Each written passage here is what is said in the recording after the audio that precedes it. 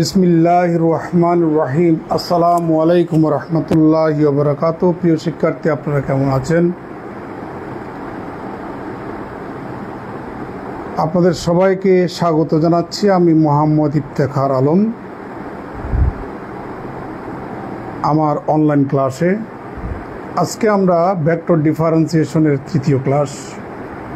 প্রিয় শিক্ষার্থী, আপনারা আমাকে শুনতে পাচ্ছেন কিনা?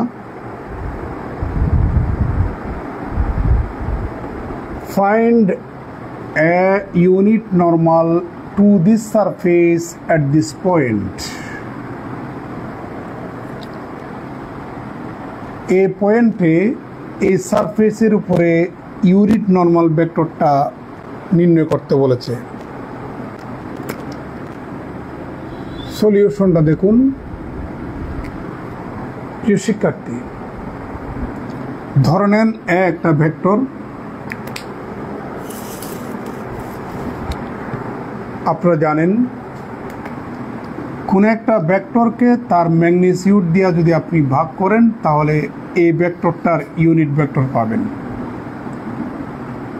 গত ক্লাসে আপনাদেরকে একটা theory পড়াইছিলাম, phi is the function of x, y, z equal to c। যদি এটা একটা সারফেস হয়, ওই সারফেসটার নর্মাল ভেক্টর হচ্ছে নাবলা ফাই বা গ্রেডিয়েন্ট অফ ফাই। তাহলে এই সারফেসটার নর্মাল ভেক্টর যদি গ্রেডিয়েন্ট অফ ফাই হয়, তাহলে গ্রেডিয়েন্ট অফ ফাইকে যদি তার ম্যাগনিটিউড দিয়ে যদি আপনি ভাগ করেন তাহলে আপনি ইউনিট নর্মাল ভেক্টরটা পেয়ে যাবেন। এই যে ইউনিট নর্মাল ভেক্টর। প্রিয় শিক্ষার্থী, আমরা এই দুটো কনসেপ্ট এখানে অ্যাপ্লাই করব। এরকম অঙ্ক পরীক্ষায় আসে। The given surface is 2x square plus 4yz minus 5z square equal to minus 10। এটাকে যদি আমরা phi is the function of x, y, z equal to c এর সাথে তুলনা করি, তাহলে phi সমান হচ্ছে 2x square plus 4yz minus 5z square. সিটা কনস্ট্যান্ট, এখানে সিটা হচ্ছে -10।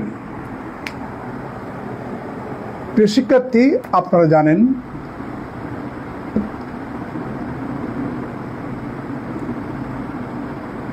নাবলা এর মিনিং হচ্ছে i del del x plus j del del y plus k del del z. আমরা এই সারফেসটার প্রথমে নর্মাল ভেক্টরটা বের করব। তাহলে সুতরাং gradient of phi equal to i del del x plus j del del y plus k del del z of phi সমান হচ্ছে this 2x square plus 4yz minus 5z square equal to i. প্রথমে আপনি এটাকে x এর সাপেক্ষে partial differentiation করবেন। Partial ডিফারেন্সিয়েশনের ক্ষেত্রে যার সাপেক্ষে পার্শিয়াল ডিফারেন্সিয়েশন করবেন সে ছাড়া বাকি 14 গোষ্ঠী যা আছে সবগুলো ধ্রুবক। তাহলে আপনি কেবল এখানে এটাকেই করলে হবে। তাহলে আপনি পাচ্ছেন 4x, যে ওয়াই এর সাপেক্ষে যদি করেন তাহলে ওয়াই এখানে আছে, এখানে পাচ্ছেন আপনি 4z কে ইন্টু জেড এর সাপেক্ষে যদি করেন জেড এখানেও আছে এখানেও আছে, তাহলে এখানে পাচ্ছেন 4y মাইনাস 10z। এই পয়েন্টে আমরা নাবলা ফাইয়ের মান বের করব। তাহলে সুতরাং at the point 3 - 1 2 we have gradient of phi equal to, আমরা x এর স্থলে 3 বসাবো, y এর স্থলে -1 বসাবো, z এর স্থলে 2 বসাবো। তাহলে এখানে পাচ্ছি আমরা 12i।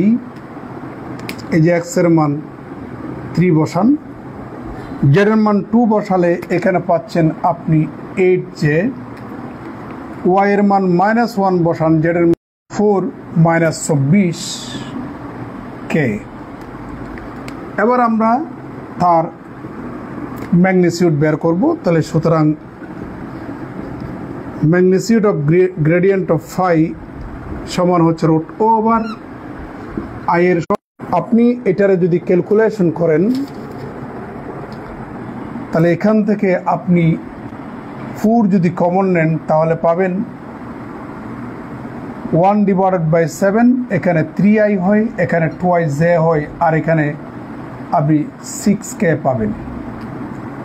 প্রিয় শিক্ষার্থী, এ হচ্ছে আমাদের এ পয়েন্টে এ সারফেসটার ইউনিট নরমাল দেখা যাচ্ছে।